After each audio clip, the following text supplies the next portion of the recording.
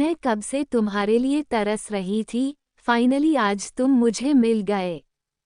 क्या तुम्हें यहाँ इसी के पैसे मिलते हैं ताकि यहाँ बैठकर फालतू का गेम खेलो? आवाज को सुनकर चारों की रीढ़ की हड्डी जैसे ठंडी पड़ चुकी हो। उनके चेहरे पर डर साफ दिखाई दे रहा था। वहीं उनमें से किसी की भी एक बार भी पीछे पलटकर देखने को हिम्मत नहीं हो रही थी। रूही और साक्षी ने डर के मारे अपनी आंखें भींच ली थी। वहीं अमन की शक्ल रोनी जैसी हो गई थी। वो सब अभी तभी पीछे से एक बार फिर से आवाज आई, क्या मुझे तुम्हें दोबारा बोलने की जरूरत है? आवाज को सुनते ही अमन जल्दी से खड़ा होकर पीछे पलटा और दुनिया भर की मासूमियत अपने चेहरे पर लाते हुए कहता है, वो भाई मैं तो मना कर रहा था, लेकिन इन तीनों में मुझे जबरदस्ती फोर्स किया और कहा अगर मैं नहीं खेला तो मुझे आदि भाई मारेंगे। ये सब कहते हुए अमन अपने पीछे सोफे पर बैठे आदि की तरफ अपनी उंगली से इशारा करने लगा। अमन की बात सुनते ही तीनों अपना मुंह फाड़कर अमन को देखने लगे। आदि बोला, साले तू कितना बड़ा झूठा है। तू खुद मेरे पास आकर मेरे पैर पकड़कर मुझे साथ खेलने को बोल रहा था। अमन की बात सुनकर रूही खुद से बड़बड़ाकर बोली, बेटा रूही लगता है तो तू गई। God please save me. कहते हुए रूही खड़ी और अपने सामने खड़े आकाश की तरफ देख अपनी बत्तीसी दिखाते हुए बोली, भाई वो हम सब बोर हो रहे थे इसलिए। आकाश बिना किसी एक्सप्रेशन के सबको देख रहा था। उसे देखकर समझ पाना मुश्किल था कि उसके दिमाग में क्या चल रहा था। तभी आकाश के पीछे से सोम निकलकर सामने आया। वो एक नज़र सबको लाचारी से देखता है, फिर वो आकाश के पास जाकर इसके कान में कुछ कहता है। सोम की बात सुनने के बाद आकाश एक नज़र सबको घूर कर कहता है, चुपचाप अपने काम करो वरना। इतना बोल वो सबको एक साथ वार्निंग लुक देकर देखता है, फिर वहां से चला जाता है। आकाश के जाने के बाद सोम एक नज़र सबको देखकर उन्हें चिढ़ाने वाली मुस्कान देता है और फिर चला जाता है। उनके जाते ही सभी ने एक साथ चैन की सांस ली। अमन अपने सीने पर हाथ रख चैन से सांस लेते हुए कहता है, वो बच गया। वो बोल ही रहा था कि तभी उसे अपने ऊपर किसी की नज़रों की तपिश महसूस हुई। अमन अपनी नज़रें उठाकर सामने देखता है तो आदि, रूही और साक्षी तीनों अपनी जलती आंखों से उसे गुस्से में देख रहे थे। सबको अपनी तरफ ऐसे देखते देख अमन अपनी भौहें उचकाकर सबसे पूछता है, क्या ऐसे घूर घूर क्यों देख रहे हो? अमन की बात सुनकर साक्षी उसे देख चिढ़ते हुए कहती है, अगर तुम मेरे पति ना होते तो सच में मैं आज तुम्हारा मर्डर कर देती। इतना कहकर वो अपने पैर पटकते हुए वहां से चली गई। साक्षी के जाने के बाद रूही भी अमन को देख कहती है, सेम ऑन यू जीजू, आप खुद को भाई से बचाने के हमें फंसाने वाले थे। वो तो अच्छा हुआ कि सोम जीजू ने आकर हमें बचा लिया, वरना आपका तो कोई भरोसा नहीं, आप सारा का सारा इल्जाम हम पर डाल देते, जबकि सारा प्लान आपका था। रूही भी गुस्से में दिख रही थी। अमन उसे समझाने की कोशिश करता है, लेकिन रूही भी केबिन से चली जाती है। अमन अब आदि को आस भरी नज़रों से देखता है, लेकिन आदि उसकी आस पर पानी फेरते हुए कहता है, आज के बाद तू मुझे भाई मत बुलाइयो। आदि आगे खुद से बात करते हुए कहता है, पता नहीं अपने आप को क्या समझता है। कहते हुए वो भी केबिन से बाहर चला गया। अब अमन वहां अकेला था। अमन धड़ाम से सोफे पर बैठते हुए कहता है, पता नहीं इन सबको क्या हो गया है। बिना बात के ही मुझ पर बिन मौसम बरसात बरस कर चले गए। अमन को अभी भी अपनी गलती समझ नहीं आ रही थी। वही रघुवंशी पैलेस में वानी अपने कमरे में टहल रही थी। वो बार बार अपने फ़ोन की स्क्रीन को देखे जा रही थी। उसे देखकर लग रहा था जैसे वो किसी की कॉल का इंतजार कर रही थी। वानी थक कर बेड पर बैठ गई। वो अपने फ़ोन को ऑन करके इसे देखते हुए गुस्से में बोली, ये रोनित का बच्चा पता नहीं कहाँ मर गया। अब तक नहीं आया और ना ही मेरा फ़ोन उठा रहा है। एक बार मिल जाए फिर उसे बताती हूँ। वानी अभी खुद से बड़बड़ा रही थी कि तभी उसके फ़ोन पर एक नोटिफिकेशन आया। वानी जल्दी से उसे खोलकर पढ़ती है, जिसको पढ़ने के साथ उसके चेहरे पर एक कातिलाना मुस्कान गई। वानी मुस्कुराते हुए बोली, आखिर गधे ने अपना काम कर ही दिया। वानी अपने फ़ोन को पकड़कर हिलाते हुए खड़ी हुई और कमरे से बाहर जाते हुए बोली, पाती देव, अब मैं देखती हूँ आप मुझे कैसे रोकेंगे। वानी के चेहरे पर इस वक्त ना खत्म होने वाली मुस्कुराहट था। उसके चेहरे पर अलग ही चमक थी। वानी नीचे हॉल में पहुंची। उसने देखा नीचे रोनित अपने हाथ में कुछ बैग्स लेकर खड़ा था। वानी की नज़र तो इस वक्त बस उन बैग्स पर थी। उसने एक बार भी रोनित का चेहरा नहीं देखा, जो कि डर से काला पड़ चुका था। वानी जल्दी से रोनित के पास जाकर उसके हाथ से बैग्स को लेते हुए कहती है, इतना सा काम करने में तुम्हें इतना टाइम लगता है? तुम्हें पता भी है मैं कब से तुम्हारा वेट कर रही थी। इतना बोलकर वानी लगभग रोनित के हाथ में पकड़े बैग्स को छीनकर अपने हाथों में ले लेती है। ये सब इतनी जल्दी में हुए था कि वानी को कुछ भी समझने का मौका नहीं मिला। वहीं रोनित, जो बस वानी की हरकतों को देख रहा था, वो भगवान से अपनी जान बचाने की भीख मांग रहा था, क्योंकि वो जानता था वानी जैसे उन बैग्स को खोलकर उन्हें देखेगी वो गुस्से से पागल हो जाएगी। वानी जैसे ही बैग्स को खोलने को होती है कि तभी रोनित बीच में रोकते हुए कहता है, वो एक्चुअली मैम, मुझे कुछ अर्जेंट काम है इसलिए मुझे अभी जाना होगा। इतना बोलकर रोनित बिना वानी की बात सुने वहां से भाग जाता है। वानी तो बस अपनी हैरान नज़रों से उसे जाते हुए देख रही थी। वो अपना सर खुजलाते हुए बोली, इसे हुआ ये ऐसे क्यों भाग रहा है जैसे इसके पीछे कोई चुड़ैल पड़ गई हो। लेकिन वानी इन सब पर ज्यादा ध्यान नहीं देती और वो अपने हाथों में पकड़े बैग्स को गले से लगाकर कहती है, हाय मेरी जिंदगी, मैं कब से तुम्हारे लिए तरस रही थी। फाइनली आज तुम मुझे मिल गए। वानी खुद से बातें करते हुए अपने कमरे में चली गई। वो जाते हुए एक नौकर को अपने कमरे में खाली प्लेट्स लाने का बोलती है। कुछ ही देर में वानी अपने कमरे में सोफे पर बैठी थी। वहीं उसके लगभग 5 खाने के बैग्स रखे हुए थे, जिन्हें देखते हुए वानी के मुंह में पानी आ रहा था। वानी अपने दोनों हाथों को आपस में मलते हुए अपने होठों पर गोल गोल जीभ फिराती है। वानी खुश होते हुए एक बैग को खोलते हुए कहती है, वानी बेटा, आज तो तेरी लॉटरी लग गई। कहते हुए वानी एक बैग खोलकर उसके अंदर देखती है। वैसे ही उसके चेहरे से हंसी कहीं गायब हो जाती है। अब उसकी जगह हैरानी और गुस्से ने ले ली थी। वानी जल्दी से उस बैग को साइड में कर दूसरा बैग उठाकर खोलती है और इसके अंदर झांककर देखती है, जिसे देखने के बाद वानी का मुंह बन जाता है। ऐसे ही कर कर के वानी सारे बैग्स को खोलती है। वो जैसे जैसे उन्हें खोलकर देख रही थी, वैसे वैसे उसका मुंह बनता जा रहा था, क्योंकि उन बैग्स में वानी के मंगाए सामान की जगह कुछ में फ्रूट्स तो कुछ के सैलेड के बॉक्स के साथ हेल्दी फूड थे, जिन्हें देख वानी को अब गुस्सा आ रहा था। वानी गुस्से में सभी बैग्स को साइड करके गुस्से में जोर से चिल्लाई, रोनित के बच्चे, मैं मुझे जिंदा नहीं छोड़ूंगी। वानी का गुस्सा 7वें आसमान में पहुंच चुका था। वो गुस्से में एक बैग को हाथ मारती है, जिससे वो नीचे गिर गया। तभी वानी की नज़र उस बैग से गिरे एक लेटर पर गई।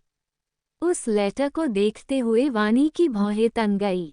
वो हैरानी से बोली, तुम कमीने कहीं के, मैं तुम्हें छोड़ूंगी नहीं, समझे तुम। उस लेटर में लिखा था, बीवी, अपना ज्यादा दिमाग चलाना बंद करके चुपचाप आराम करो। और जो खाने के लिए भेजा है उसे खाकर आराम से सो जाना। And take care of yourself and baby. उसके साथ कुछ रेड हॉट बने हुए थे। नोट को पढ़कर वानी गुस्से में बोली, मुझे लग ही रहा था कि ये सब तुम्हारा किया धरा है। कहते हुए वानी की शक्ल अपने आप रोनी जैसे हो गई। उसकी हरकतें देखकर लग रहा था जैसे वो कोई छोटी बच्ची हो और किसी ने उससे उसकी फेवरेट चॉकलेट छीन ली हो। वानी यहाँ अपनी बचकानी हरकतें कर रही थी। वहीं आकाश, जो इस वक्त अपनी कार में बैठा अपने लैपटॉप से वानी की सारी बचकानी हरकतें देख रहे थे, जिन्हें देखते हुए वो खुद को हंसने से रोक नहीं पाया। आकाश को ऐसे हंसते देख सोम एक नज़र आकाश को देखता है, फिर पूछता है, हमें कहाँ चलना है? जिस पर अमन बिना सोम की तरफ देखे बोला, पैलेस चलो। सोम अपने कार में लगे मिरर से आकाश को देखता है। वो आकाश को ऐसे हंसते देख हैरान था, क्योंकि ऐसे बहुत कम होता था। वहीं दूसरी ओर वानी खुद से बोल रही थी, आकाश रघुवंशी, तुम आज घर आओ, फिर मैं बताती हूँ तुम्हें। और उससे पहले तो मैं उस रौनक के बच्चे की खबर लेती हूँ। तो आगे की कहानी में क्या होगा? क्या आकाश माया की पार्टी में जाएगा? और वानी आकाश के साथ क्या करने वाली है? और रौनक कैसे बचेगा वानी से? और आखिर रौनक ने ऐसा क्यों किया? वानी गुस्से में आग बबूला होकर बैठी थी। तभी कमरे का दरवाजा खुलने की आवाज आई, जिसे सुन वानी, जो सोफे में सिमट कर बैठी थी, वो अपनी नज़र उठाकर सामने देखती है, जहां आकाश अपने हाथ में अपना कोट पकड़े खड़ा था। आकाश की नज़र वानी पर थी। वहीं वानी आकाश को देखता है, जो अपना मुंह फुलाए आकाश को देख रही थी। लेकिन आकाश उसे पूरी तरह से इग्नोर करके सीधा क्लोजेट रूम में चला गया, जिसे देखते ही वानी का मुंह खुला रह गया। वानी गुस्से में खुद से कहती है, इन्होंने मुझे इग्नोर किया, मुझे। वानी यहाँ गुस्से में भड़क रही थी। वहीं आकाश, जिसने जानबूझकर वानी को इग्नोर किया था, क्योंकि वो जानता था कि वानी से बोलने का कोई मतलब नहीं, क्योंकि अगर उसने वानी से कुछ भी कहा तो वानी उस पर चढ़कर तांडव करेगी। आकाश गहरी सांस लेता है, फिर अपने कपड़े चेंज करके वो क्लोजेट से बाहर निकलता है, तो देखता है वानी अभी भी सोफे पर मुंह फुलाकर बैठी थी। आकाश जाकर आईने के सामने खड़ा होकर अपने बाल सेट करते हुए आईने में वानी के अक्स को देख रहा था। आकाश अपने बाल सेट करते हुए बोला, तुमने खाना खाया? वानी अपना सड़ा सा मुंह बनाकर बोली, क्या उस घास फूस को आप खाना कहते हैं, जिसे बकरियां भी न खाए? तो मैं तो कभी ना खाऊं। आकाश वानी की बात सुनकर अपनी भौहें सिकोड़कर उसे देखता है। आकाश के ऐसा करने से वानी को कोई फर्क नहीं पड़ता। वो बेड से उठकर आकाश के सामने आकर खड़ी हो गई और अपनी कमर पर दोनों हाथ की रखकर आकाश को घूर कर देखते हुए बोली, आपने ऐसा क्यों किया? कहते हुए वानी का चेहरा लाल हो चुका था, जो शर्म की वजह से नहीं बल्कि गुस्से की वजह से था। आकाश वानी को देखकर कहता है, तुम किस बारे में बात कर रही हो? क्या सीधे सीधे बताओगी? आकाश की बात सुनकर वानी का मुंह देखने लायक था। वानी आकाश पर गुस्सा करते हुए बोली, आप ना ज्यादा भोले बनने की कोशिश मत कीजिए, क्योंकि वो ना आपसे होती नहीं है। आकाश अपनी भौहें सिकोड़कर बोला, वो क्या? वानी बोली, एक्टिंग, इसलिए बकवास बंद करिए और चुपचाप से बताइए मैंने जो सामान मंगाया था वो कहाँ है? आकाश, जो वानी की सारी बातें समझ रहा है, लेकिन वो जानबूझकर मासूम बनते हुए कहता है, तुम किस सामान के बारे में बात कर रही हो? हालांकि आकाश वानी के मजे ले रहा था, लेकिन उसकी आवाज़ हमेशा की तरह कोल्ड थी। आकाश की बातें सुनकर वानी को बहुत आ रहा था। वानी अपने गुस्से को कंट्रोल करने के लिए लंबी लंबी सांसें लेती है। और फिर अपने चेहरे पर जबरदस्ती वाली मुस्कान लाकर कहता है, प्यारे पति देव, सीधे सीधे बताइए, क्या आपने रोनित को मेरा सामान बदलने को कहा था? जिस पर आकाश का जवाब पहले की तरह था। वो बोला, अब ये रोनित कौन है? अब तो वानी का गुस्सा 7वें आसमान में पहुंच चुका था। वानी का गुस्सा कंट्रोल से बाहर हो रहा था, जिसे देख आकाश वानी को उसके कंधे से पकड़कर उसे आराम से बेड पर बैठाता है और वानी से कहता है, रिलैक्स बीवी, इस समय ज़्यादा टेंशन नहीं लेते। इससे हमारे होने वाले बेबी पर असर पड़ सकता है। जो जस्ट चिल कहते हुए आकाश वानी को लंबी सांसें लेने और छोड़ने का इशारा करता है। वानी भी लंबी सांसें लेकर खुद को नॉर्मल करती है। फिर वो अपना मासूम सा चेहरा बनाकर आकाश की कमर पर अपने दोनों हाथ लपेटकर बोली, पति देव, मुझे ना चॉकलेट और चटपटा खाने का बहुत मन हो रहा है, प्लीज़ एक बार खिला दो ना। वानी ने सब इतने प्यार से कहा था कि एक बार को आकाश का दिल भी पिघलने लगा। तभी आकाश की याद आया, उसकी प्यारी सी जान को एक्टिंग करने में महारत हासिल है।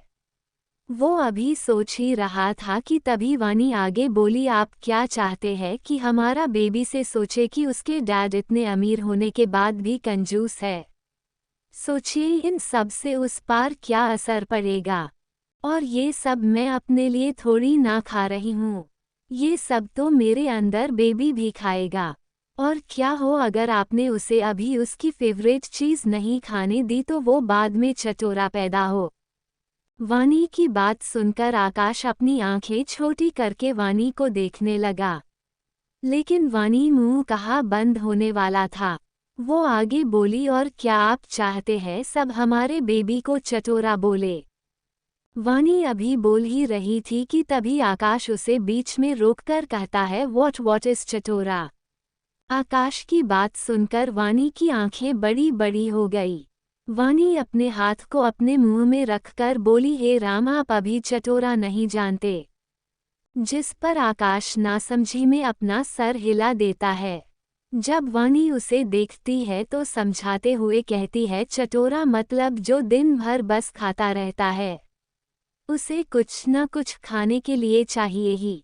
वानी की बात पर आकाश अपनी चिन पर उंगली से टैप करते हुए कहता है, ओह अच्छा, इसका मतलब तुम भी चटोरी हो।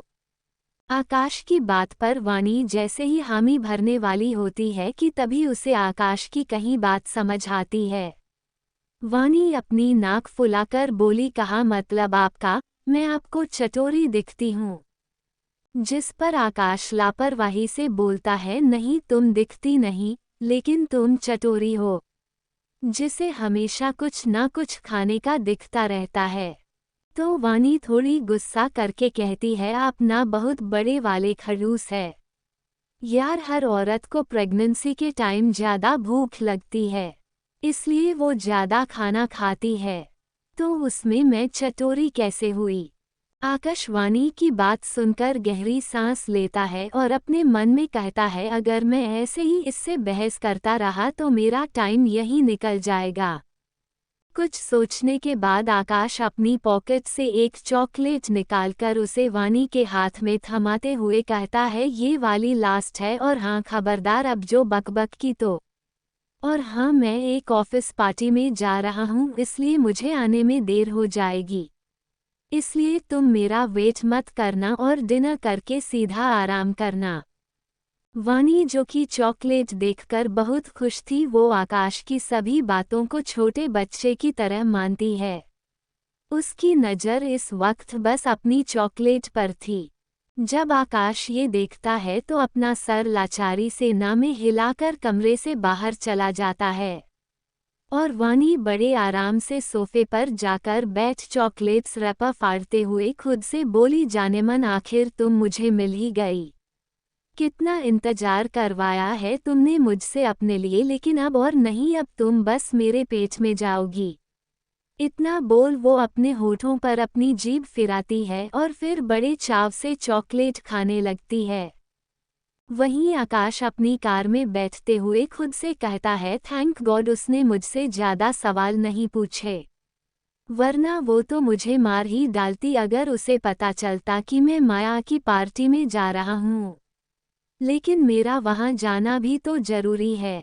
आखिर इस मौके को मैं अपने हाथ से कैसे जाने दे सकता हूँ। इतना कहकर उसके चेहरे पर ईवल स्माइल आ गई। आगे की कहानी में क्या होगा? आखिर आकाश के दिमाग में क्या चल रहा है? और क्या होगा जब वानी को पता चलेगा कि आकाश माया की पार्टी में गया है? पार्टी में क्या धमाल होने वाला है? Audio by Sakil Jacks 07। Vani गुस्से में आग बबूला होकर बैठी थी।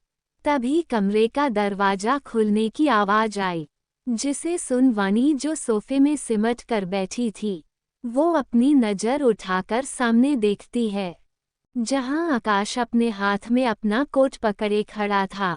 आकाश की नज़र वानी पर थी।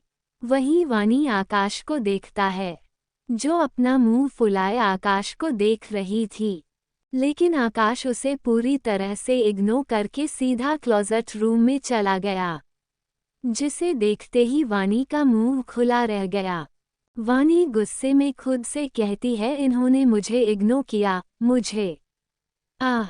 वानी यहाँ गुस्से में भड़क रही थी। वहीं आकाश, जिसने जानबूझकर वानी को इग्नोर किया था, क्योंकि वो जानता था कि वानी से बोलने का कोई मतलब नहीं। क्योंकि अगर उसने वानी से कुछ भी कहा तो वानी उस पर चढ़कर तांडव करेगी। आकाश गहरी सांस लेता है। फिर अपने कपड़े चेंज करके वो क्लोजेट से बाहर निकलता है, तो देखता है वानी अभी भी सोफे पर मुंह फुलाकर बैठी थी। आकाश जाकर आईने के सामने खड़ा होकर अपने बाल सेट करते हुए आईने में वानी के अक्स को देख रहा था। आकाश अपने बाल सेट करते हुए बोला, तुमने खाना खाया?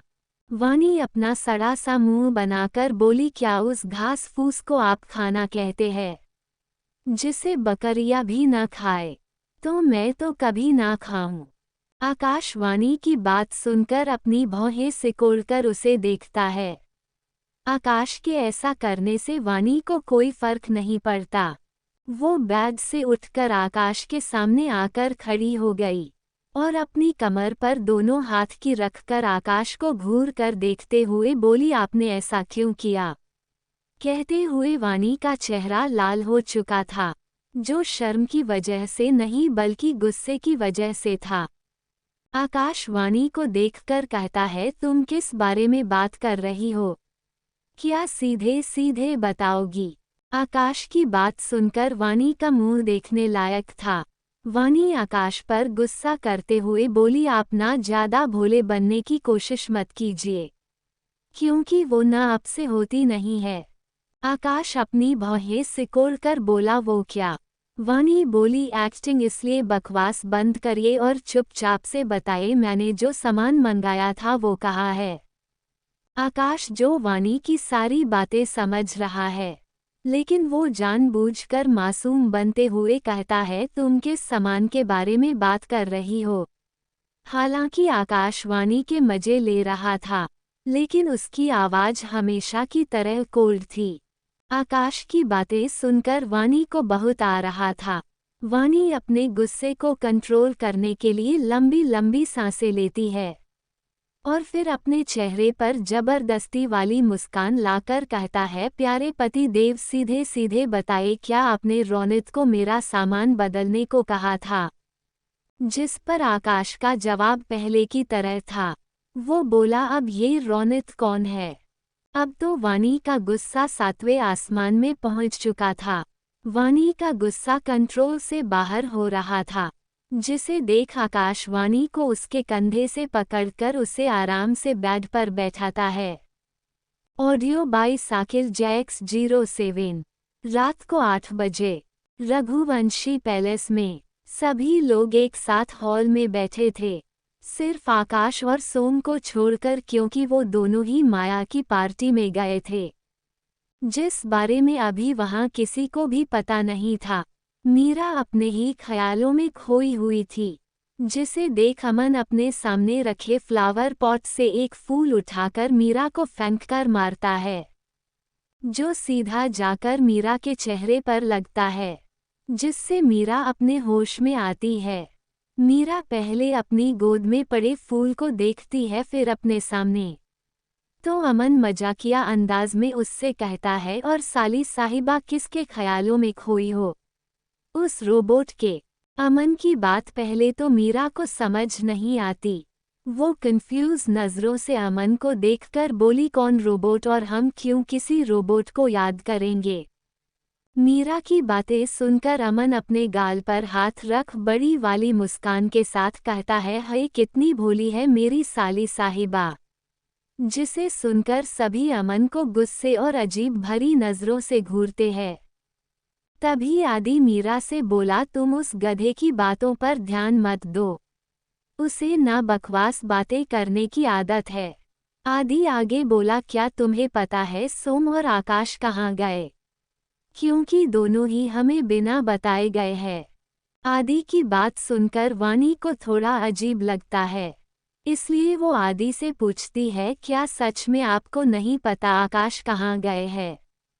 आदि अपना सर ना में हिलाकर कहता है, नहीं। तो वानी बोलती है, वो किसी बिजनेस पार्टी में गए हैं। वानी की बात सुनते ही अमन अपनी जगह से खड़ा होकर लगभग चिल्लाते हुए बोला, क्या ब्रो पार्टी में गए हैं? वो भी अकेले, और उन्होंने हमें एक बार भी नहीं बताया। इतना कहकर वो छोटे बच्चों जैसे रोने लगा। वहीं अब वहां सबको अमन की नौटंकी देखकर उस पर गुस्सा आ रही थी। वहीं साक्षी ने अपना सर पकड़ लिया। साक्षी अपने मन में बोली, एक तरफ तो बड़ा कहते हैं, मुझे बच्चा चाहिए, मुझे बच्चा चाहिए। वहीं दूसरी तरफ खुद किसी छोटे बच्चों की तरह हरकत करते हैं।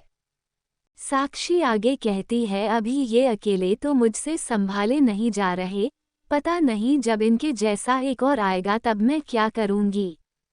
प्लीज बचा लेना इससे भगवान। साक्षी यहाँ अपने में खोई थी। वहीं अमन की हरकत को देखकर वानी उस पर गुस्सा करते हुए कहती है, पहले आप रोना बंद करिए, आप कोई छोटे बच्चे नहीं है। वानी की बात सुनकर अमन की बोलती बंद हो गई, और वो मुंह बनाकर वानी को देखने लगा।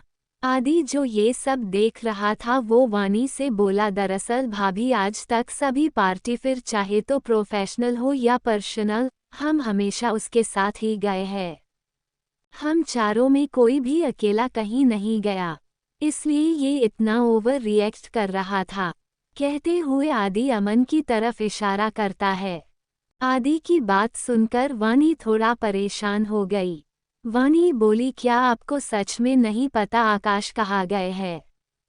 आदि बोला, हाँ भाभी, अगर हमें पता होता तो हम भी अभी उसके साथ ना होते। कुछ सोचते हुए अमन बोला, वैसे भाभी क्या ब्रो ने आपको बताया है कि वो किस पार्टी में और कहाँ जा रहे हैं? जिस पर वानी कहती है, वो किसी माया।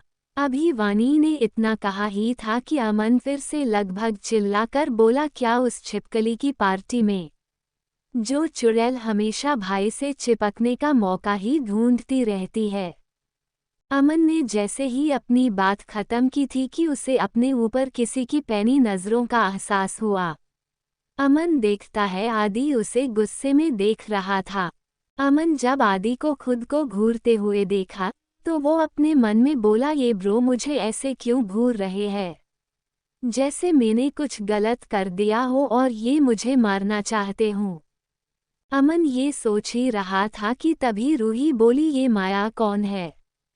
इतना बोलकर रूही आदि को देखती है तो आदि गहरी सांस लेकर बताना शुरू करता है, माया वो सहाय इंटरप्राइज के सीईओ जितेन सहाय की बेटी है और उनके साथ बिजनेस करती है। वो 2 साल से आकाश के पीछे हाथ धोकर पड़ी है और हमेशा उसे पटाने की कोशिश करती रहती है, लेकिन आकाश ने आज तक उसे भाव तक नहीं दिया।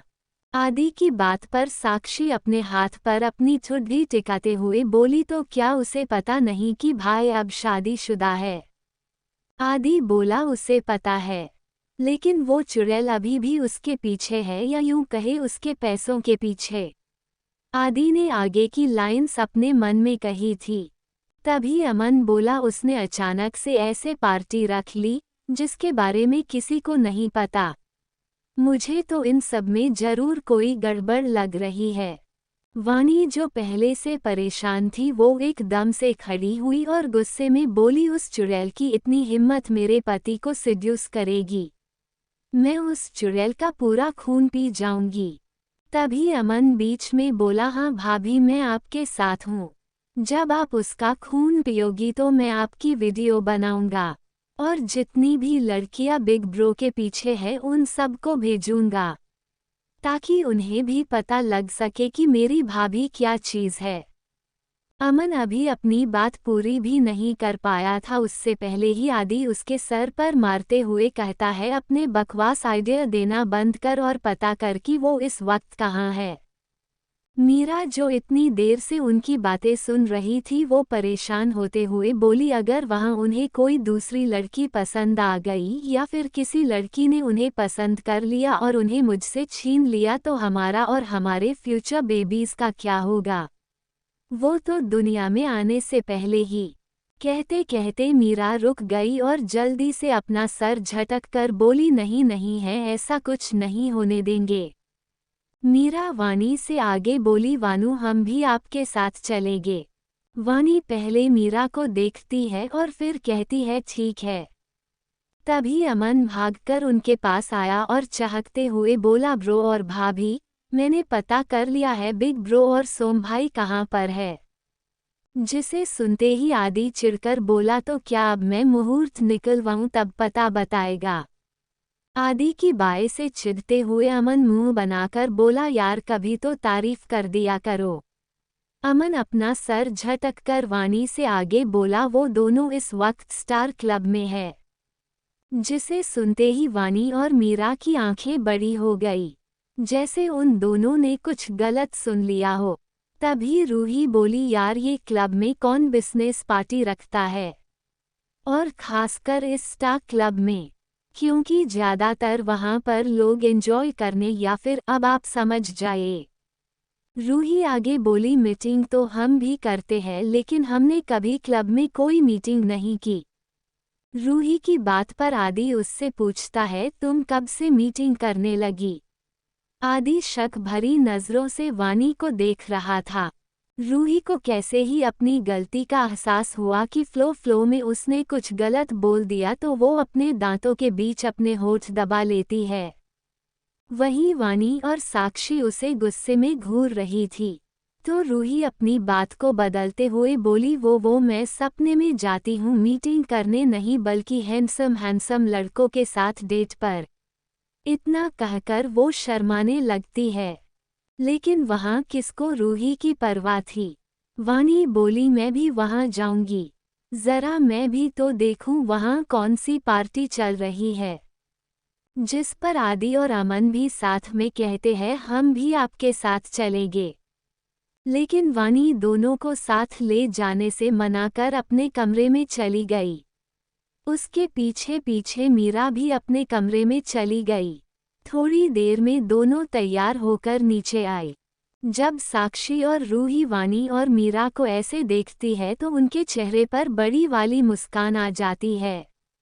साक्षी वानी को देखते हुए खुद से कहती है, डेविल इज बैक। साक्षी के चेहरे पर रहस्यमय मुस्कान थी।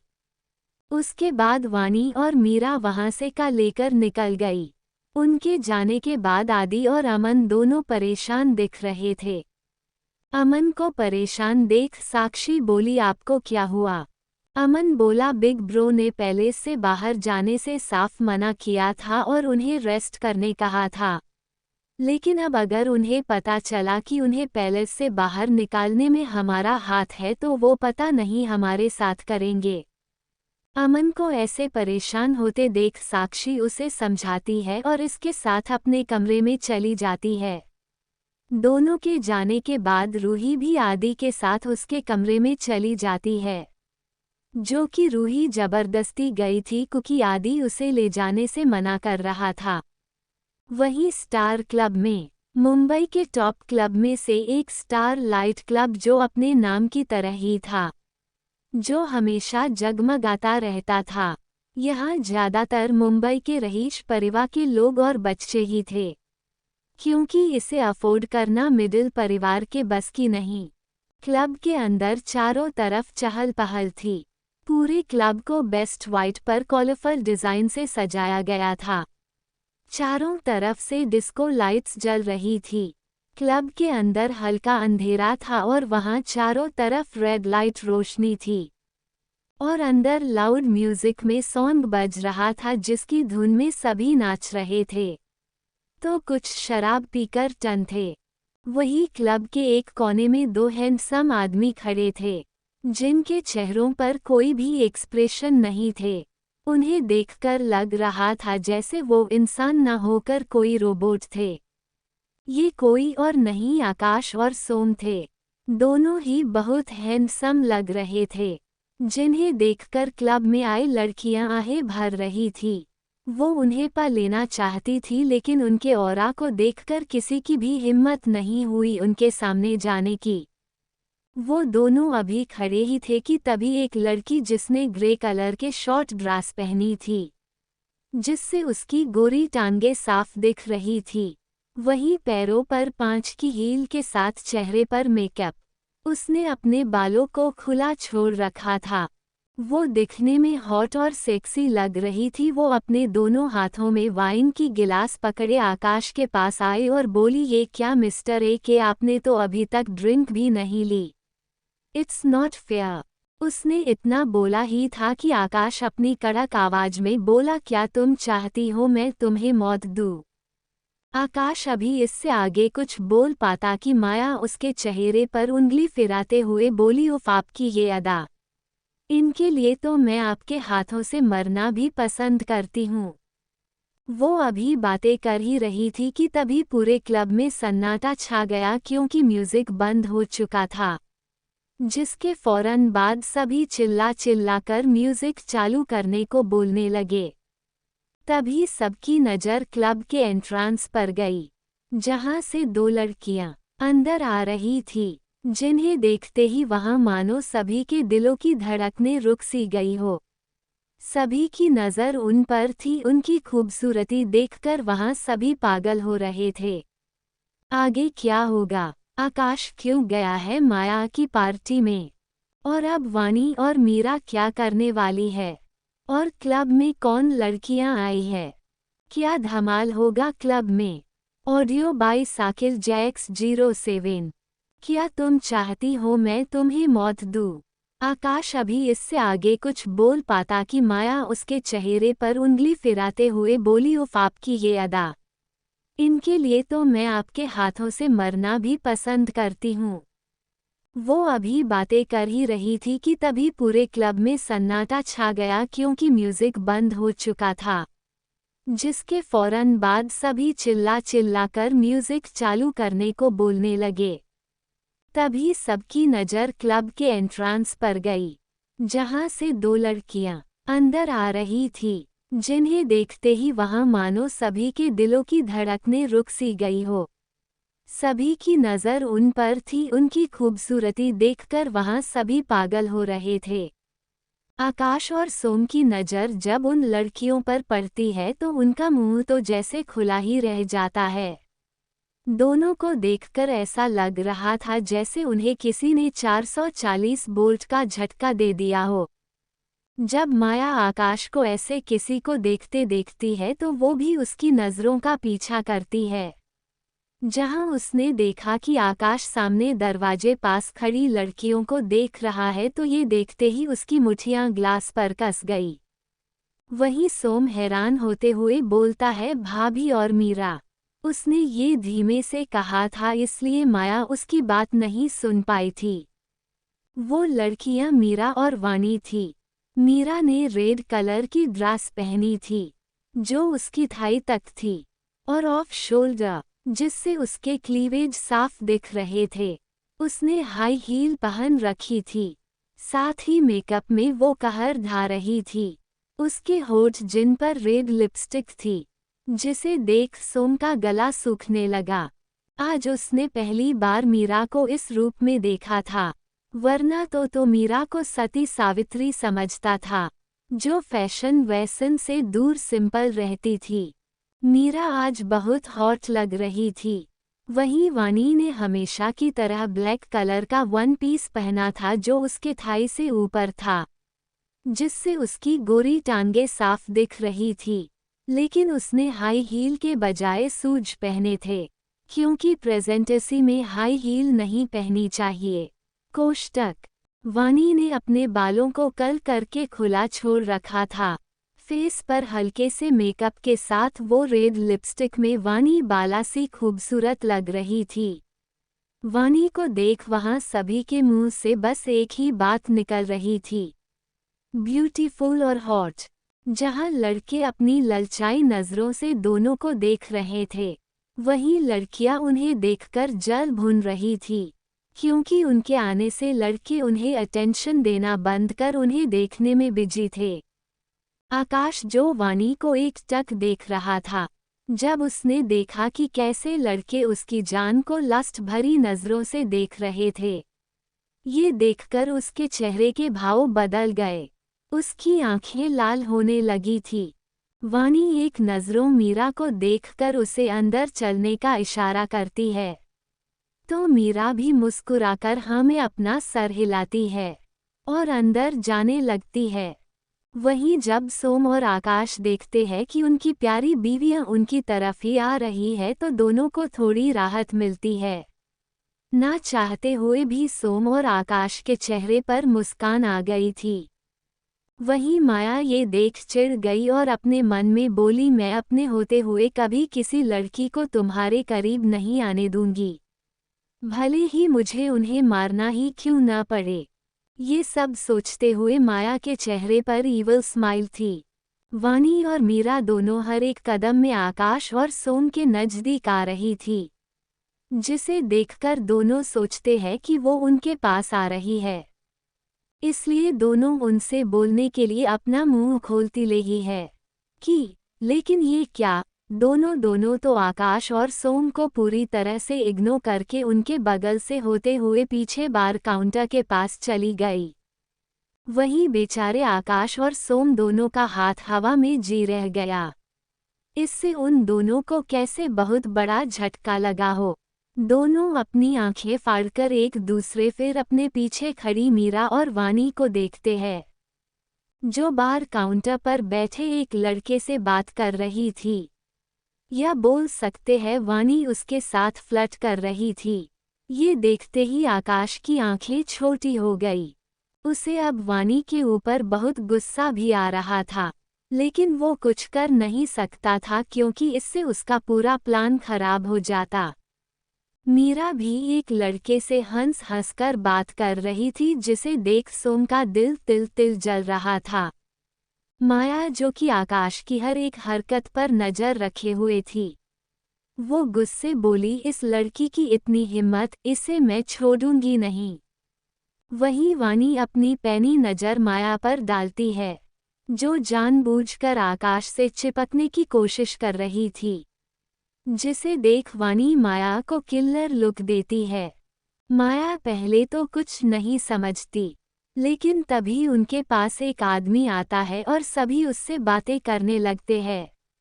लेकिन आकाश और सोम का ध्यान उनसे से ज्यादा वानी और मीरा पर था। दोनों चोर नजरों से उन्हें देख रहे थे। तभी वानी के साथ जो लड़का बैठा था वो अपना मुंह छुपाकर वानी से कहता है, मैडम अब अगर आपका काम हो गया तो क्या मैं जाऊं।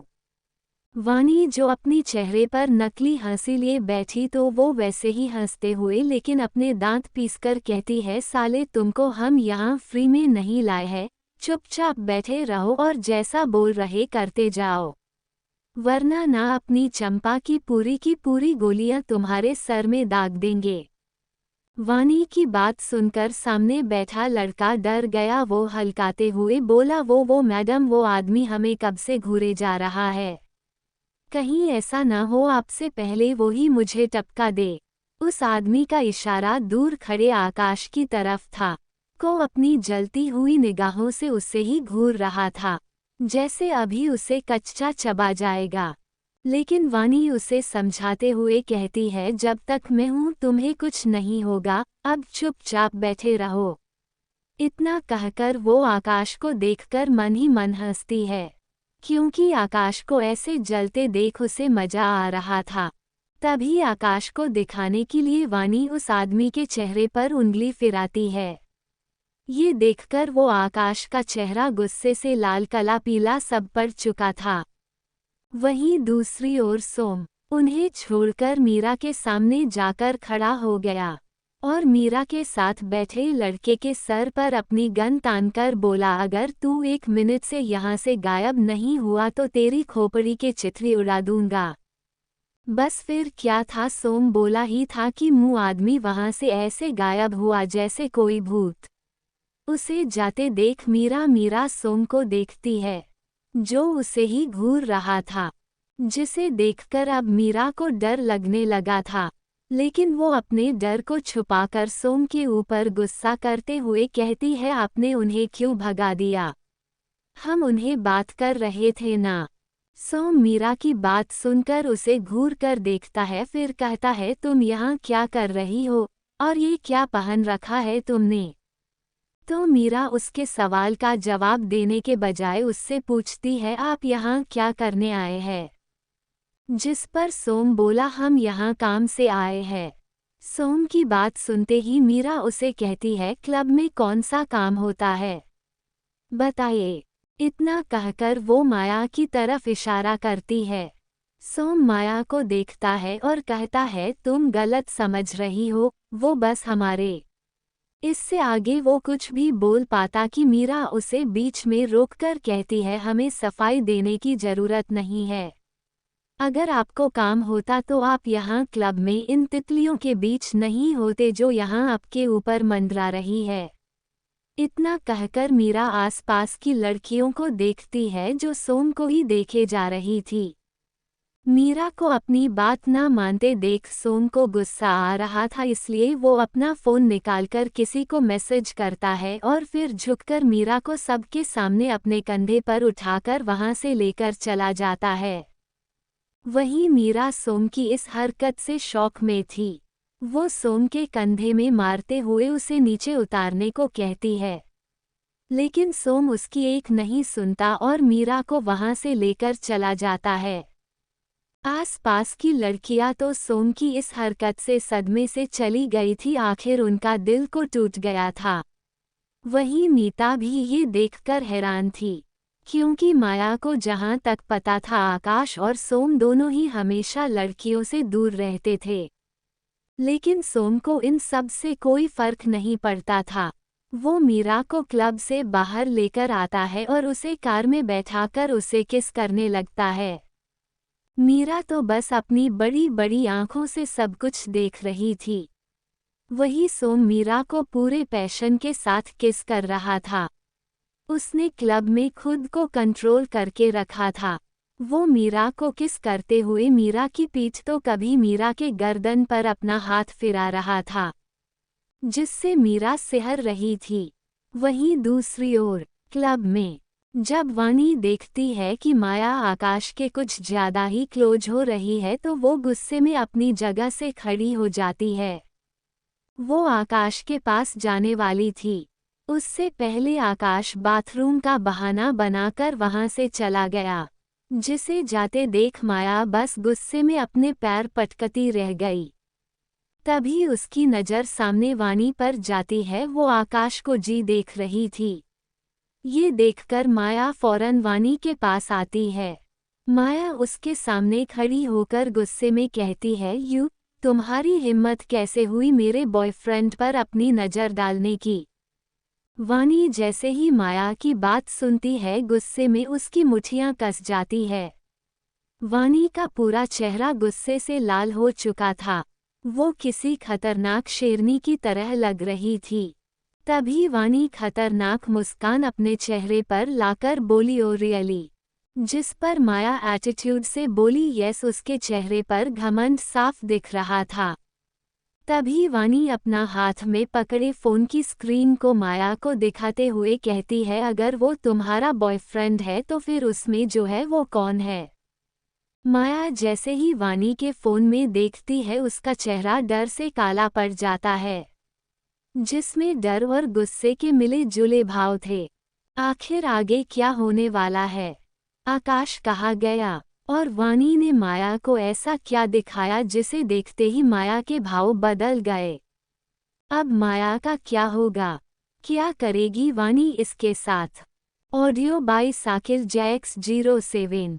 वाणी अपना हाथ में पकड़े फोन की स्क्रीन को माया को दिखाते हुए कहती है, अगर वो तुम्हारा बॉयफ्रेंड है तो फिर उसमें जो है वो कौन है? माया जैसे ही वाणी के फोन में देखती है उसका चेहरा डर से काला पड़ जाता है, जिसमें डर और गुस्से के मिले जुले भाव थे। अब माया कभी वाणी के फोन को देखती तो कभी वाणी को।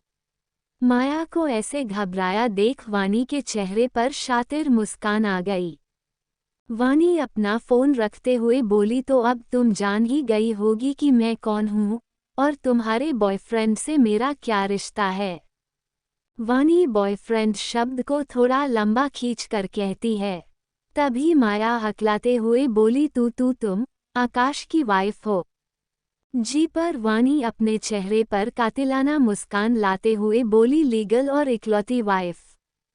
दरअसल वाणी ने माया को अपनी और आकाश की शादी की फोटो दिखाई थी, जिसे देखकर माया के होश उड़ चुके थे। माया को भरोसा नहीं था कि वो वाणी से ऐसे मिलेगी, लेकिन अब माया को वाणी के ऊपर गुस्सा आ रहा था। माया के बदलते एक्सप्रेशन देखकर कोई भी कह सकता था कि उसे वाणी से कितनी जलन हो रही थी। आखिर हो भी क्यों ना, जिसके पीछे वो इतने सालों से पड़ी थी वो आज उसके हाथों से निकल चुका था। वाणी को देखते हुए माया अपने मन में बोली, इसलिए कि इसे बार बार देख रहा था। माया को खोया देख वाणी उसके सामने चुटकी बजाते हुए बोली, तो मिस मेकअप की दुकान, तो चुपचाप से पतली गली पकड़ के यहाँ से कट लो, वरना मैं अपने पे आई ना। तो इतना कहकर वाणी अपनी बात को अधूरा छोड़ माया की वार्निंग लुक देती है, लेकिन शायद ही माया के इसके ऊपर कुछ असर पड़ता। आखिर वो भी एक अमीर बाप की घमंडी बेटी ठहरी, जो बातों से तो बिल्कुल नहीं मानने वाली थी। माया वाणी को देखते हुए हंसने लगी और बोली, तुझे क्या लगता है तू ये अपनी और एक की फोटो एडिट करके मुझे ऐसे दिखाएगी और मैं तेरी बात को मान लूंगी? ये कहते हुए माया फुल कॉन्फिडेंस में थी। वहीं माया की बात सुन वाणी उसकी बेवकूफ़ी पर हंसी आ रही थी। वाणी हंसते हुए बोली, तुम्हें पता है, तुम जितनी बेवकूफ़ दिखती हो ना उससे ज़्यादा बेवकूफ़ हो। वाणी की बात पर माया गुस्सा करते हुए कहती है, क्या मतलब है तुम्हारा?